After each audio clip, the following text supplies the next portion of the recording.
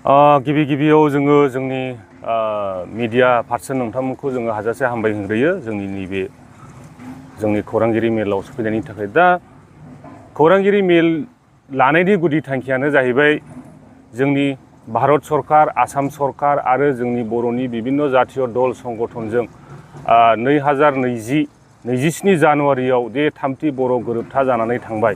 दा बे गोरोबथानि दफा मथे 3.1 जि सिमना दानख'नाय, सिमना दाजाबनाय दङमोन, दा बेखौहाय दाखालि जोंनि मानगोनां आसामनि chief minister doctor Himanta Biswa शर्माया 26 जानुवारि खालि बेखौ माने फोरमायनानै होबाय। दा बे फोरमायनानै होनायनि थाखाय जोङो साबायखर बावनो थाखाय जोंनि बेंटल हालामनि रायजो राजाफोरनि जानानै, जोंनि बे मेलेमजिबि बेंटल हालामनि मेलेमजिबि रायजो राजानि जानानै जोङो धन्यबाद होनो थाखाय आवगायबोदों। बेखौनो बुंनो लुबैदों दि सिमना बारायबाय, दा बेयावहाय ओरैनो जों बेखौ मोननो थाङाखै। दा बेयाव जोङो गोबां दल संगठनफोरखौ, लिडारफोरखौ जोङो धन्यबाद होनो गोनां दङ, रायजो राजाफोरखौ धन्यबाद होनो गोनां दङ। दा जोङो मोनथिगौ जोंनि बे बर'नि आन्दलना, बे दि थामथि गोरोबथा जों बेखौ ओरैनो मोनाखै। जोंहाबो गोबां जारिमिनारि माखासे जोंहा जाथायफोरबो जाबोदों। दा बिनि गेजेरजों जोङो जोंनि बर' गोरोबथा हिसाबै जोङो मिन्थियो जाहैबाय, फार्स्टआव जोंहा BAC गोरोबथा जादों, नैथियाव जोंहा BTC गोरोबथा जादों आरो थामथियाव जोंहा BTR गोरोबथा जादों। दा माखासे समनि सिगां माखासे गोरोबथानि गेजेरजों बे गफुर हालामनि रायजो राजाफ्रा थाबोदोंमोन, खिन्थु थामथि बर' गोरोबथानि गेजेरजों बियो दिनैहाय मोगथां महराव मोनबाय। दा बिनि थाखायनो जोङो बिथांमोनखौ, जाय दल संगठनफ्रा बे गोरोबथाखौ खालामदों, जों बिथांमोनखौ साबायखर होनो गोनां आरो साबायखर होनो थाखायनो दिनैनि मेलखौ लानाय जादों।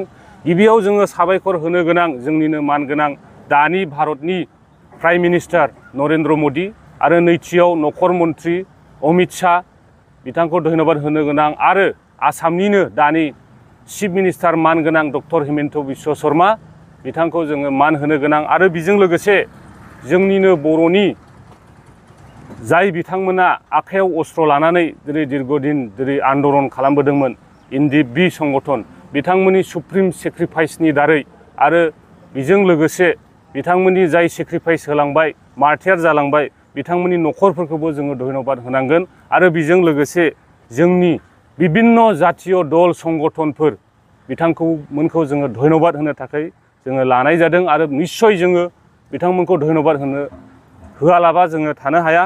दा बेजों लोगोसे आरो जोङो धन्यबाद होबावनो जोङो गोसो जादों जोंनिनो माखासे सागानगिरिफोर, जोंनि जातीय दल संगठननि लिडारफोर, जेरै दङ जोंहा NDP-निफ्राय दङ जोंहा रन्जन दैमारि सार, बिथांखौबो जोङो मान होनांगोन बिथांमोननि नाजानायनि गेजेरजों। आरो जोंहा दङ गबिन्द बसुमतारी सार, बिथांमोननि नाजानायनि गेजेरजों बे सुक्तिया जानानै फैदों।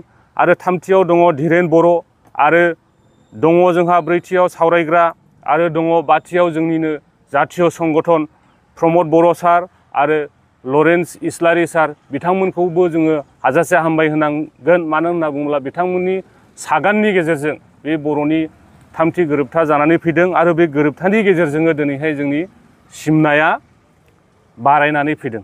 दा बेखौनो जोङो हाजासे जोङो बेंटल एरियानि जानानै जोङो हाजासे हामबाय होनो बिथांमोनखौ जोंनि गोसो गोरबोजों। दा जोङो बिनि थाखायनो दिनैनि नैबे खौरां मेलखौ धन्यबाद होनो थाखाय लानाय जायो। आरोबाव माखासे आद्रा दफाफोर दङ मावफुंजाबावनांगौ, बेखौ मावफुंनो थाखाय सरकारनिसिम मा आह्वान जनायगोन? आरो जोङो बेजों लोगोसे बेखौनो जोङो हालामनि जानानै जों बेखौनो खावलायनो लुबैदों, जि जोंहा माखासे BTR-नि दफाफोर दङ, बेखौ जेन' गभर्नमेन्टआ जोङो जेरैहाय जोंनि बर'नि संगठनफोरजों, बिभिन्न जातीय संगठनफोरजों जि कमिटमेन्ट होदों मावफुंनो, बेखौ थाबैनो मावफुंनो थाखाय जोङो जोंनि एरियानि जानानै जोङो गोसो गोरबोनिफ्राय जोङो भारत सरकार, आसाम सरकार आरो जोंनि दानि BTR सरकारखौ जोङो खावलायनाय जायो, जेन' थाबैनो बे दफाफ्रा मावफुंजानानै जोंनि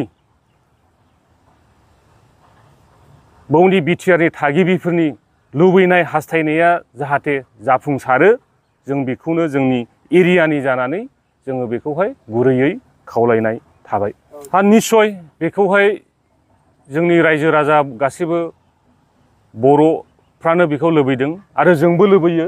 बियो जोंनि सासे सागानगिरि, बिथाङा उदां अख्राङाव फैनानै जोंनि गेजेरावहायनो थानानै जोंनि रायजो राजाफोरनि गेजेराव थानानै समाजनि मोनसे मोजां खामानि मावलांनायखौ जोङो लुबैयो।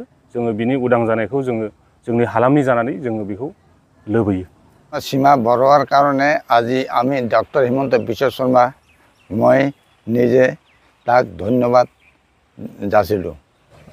আমি বেংটলবাসী হৈ যি 26 জানুৱাৰীৰ দিনা যি বিটিআৰ সীমা বৰুৱা আমাৰ মাননীয় অসমৰ হেমন্ত বিশ্ব শৰ্মা ডাঙৰীয়াই যি আমাৰ বড়ো শান্তি চুক্তিত 3.1 দফা দ্বাৰা মতে প্ৰস্তাৱ লোৱা বাবে ধন্যবাদ জ্ঞাপন কৰিলোঁ।